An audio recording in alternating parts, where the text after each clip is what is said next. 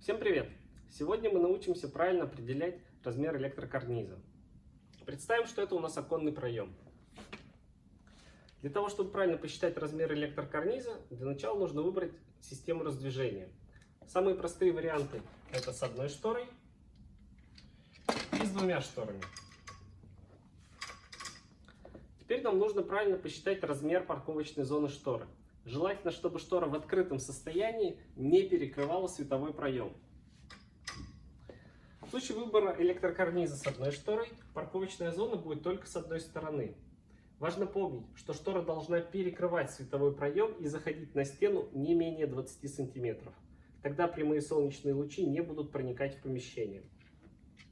В случае выбора электрокарниза с двумя шторами, парковочная зона будет с обоих сторон, и солнечные лучи не будут проникать по краям.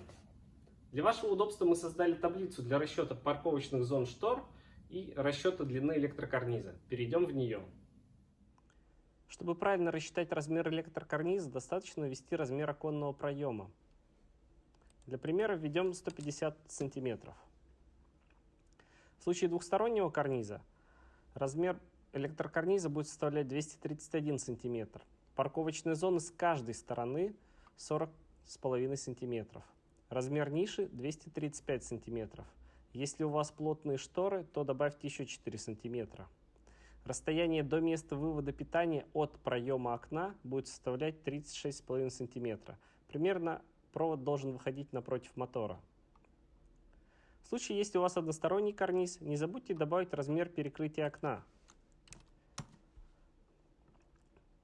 В этом случае размер электрокарниза будет составлять 227 см, размер парковочной зоны 57 см, ниши 231 см. Если штора плотная, добавьте еще 4 см.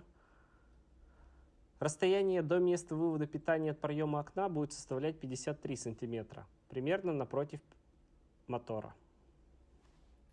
В следующих видео мы расскажем и о других нюансах выбора электроштор.